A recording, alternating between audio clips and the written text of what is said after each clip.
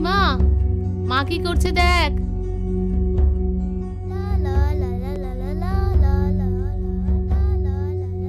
যা ওদিকে গিয়ে খেলগে।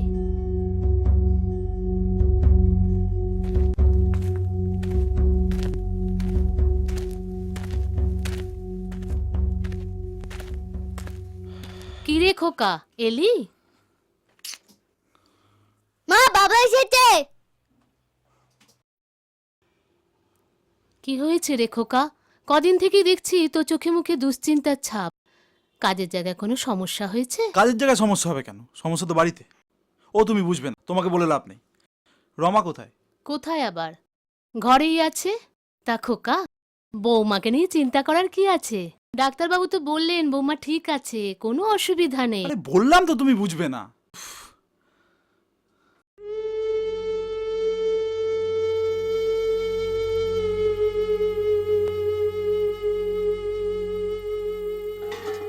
মা, বাবা এসেছে। তাই? মা, এর মধ্যে যে কোনো একটা আঙুল ধরো তো। এখন না শোনা, এখন কাজ করছি। ধরো না মা, ধরো না। এটা ধরলে আমার বোন হবে মা, আমার বোন হবে। কি ব্যাপার, তুমি এখানে? মাঝে বললো তুমি ঘরে।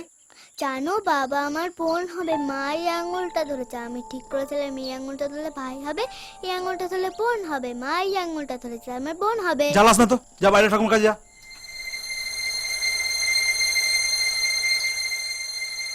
রমা, বলো। বলছি এবারও যদি আমাদের একটা মেয়ে হয় তাহলে কিন্তু আমি সামলাতে পারবো না।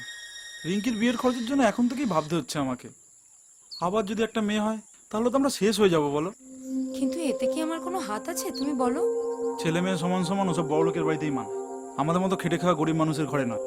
দুটো মেয়ের বিয়ে দেওয়ার পর আমরা কি খাবো সেটা একবার ভেবে দেখেছো? কিন্তু ছেলে না মেয়ে সেটা তো আগে থেকে জানারও কোনো উপায় নেই। না না, উপায় আছে। বেশি দেরি হবার আগে পেটের বাচ্চাটাকে নষ্ট করে ফেলতে হবে। এ কি বলছো তুমি? নিজের সন্তানকে নষ্ট করে ফেলবে? কিন্তু যদি ছেলে হয়?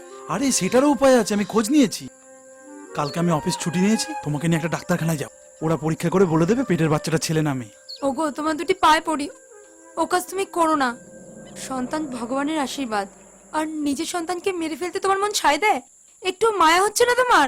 আশীর্বাদ না অভিশাপ সেটা বোঝার মতো বুদ্ধি যদি তোমার মতো মেয়ে মানুষের থাকতো। তোমার কি, তোমাকে তো আর খেটে কতটা সংসার টানতে হচ্ছে না। একটা মেয়ে বিয়ে, তাতে স্বাদ মেটেনি।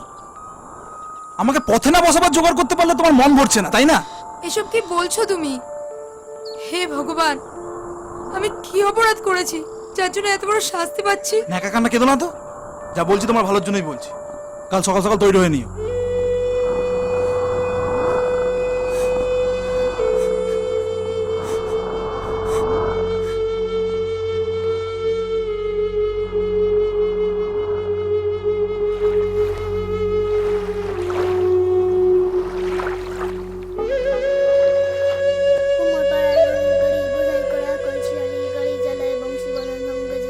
কাজটা কিন্তু ভালো করছিস না খোকা।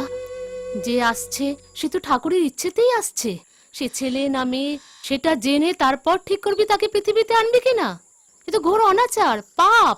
অত পাপপুণ্য বিচার করলে না আজকের দিনে করে খেতে হবে না। সংসারের যে অবস্থা। আচ্ছা, একজনকে পৃথিবীতে এনে তাকে খেতে পড়তে না দিতে পারলে তখন সেটা পাপ হয় না? না শোন খোকা, আমরা গরিব মানুষ। ছেলে হোক মেয়ে হোক তাকে সাধ্যমতো খাওয়াবো, পড়াবো। ছেলে হলে তাকে মাথায় করে মানুষ করব, আর মেয়ে হলে না খেয়ে মরবে। এ কেমন তোর কথা? তোমার সাথে না কথা বাড়িয়ে লাভ নেই। চলো রমা।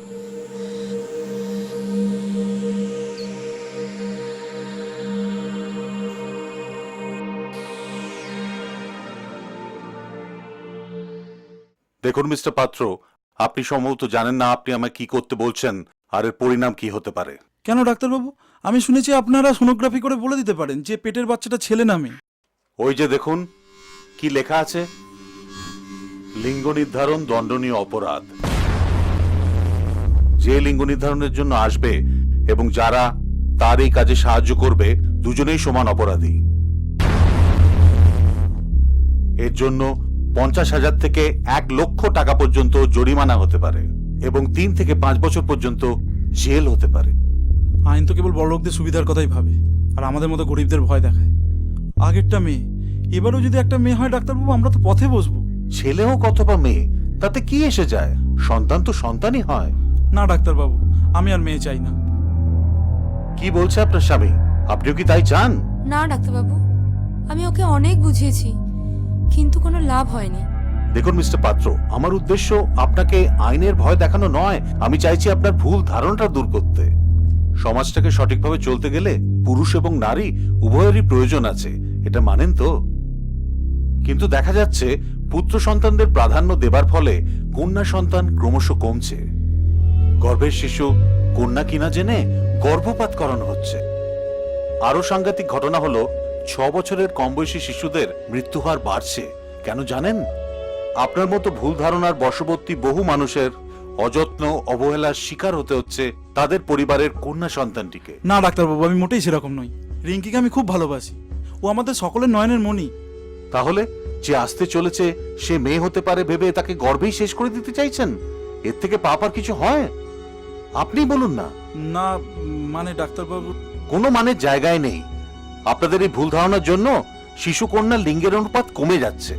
1000 জন ছেলে পিছু 950 জন মেয়ে। এই অনুপাত আরো কমে গেলে সামাজিক ভারসাম্যটাই তো নষ্ট হয়ে যাবে। ডাক্তারবাবু, আমরা যে গরিব অসহায়। চারদিকটা একটু তাকিয়ে দেখুন না একবার।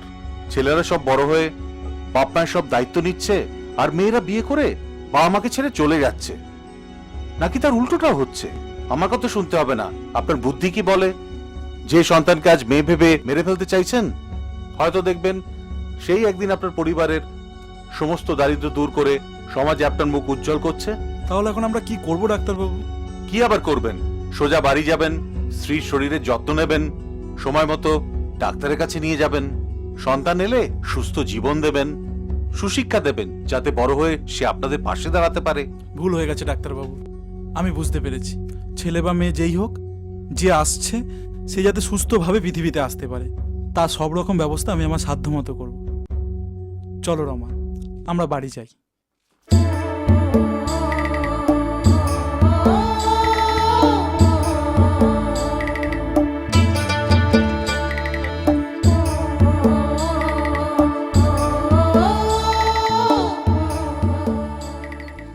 তোরা এসেছিস খোকা? ওখানে কি হলো? আমায় মাফ করো মা, আমি তোমার সাথে অন্যায় করেছি। তুমি ঠিকই বলেছিলে, আমার সন্তানকে আমি আমার সাধ্য মতো খাওয়াবো, পড়াবো, মানুষ করব। ডাক্তারবাবু আমার চোখ খুলে দিয়েছে। জন্ম নেওয়ার আগে আমি জানতে চাই না আমার সন্তান ছেলে না মেয়ে। তোরা যাবার পর থেকে আমি প্রার্থনা করছি ঠাকুর যেন তোকে সুমতি দেন। বাবা, আমার বোন হবে না ভাই হবে? ভাই হোক বা বোন হোক, যেই হোক, তাকে আমি আমার রিঙ্কি সোনার মতোই ভালোবাসবো। কি তাই তো?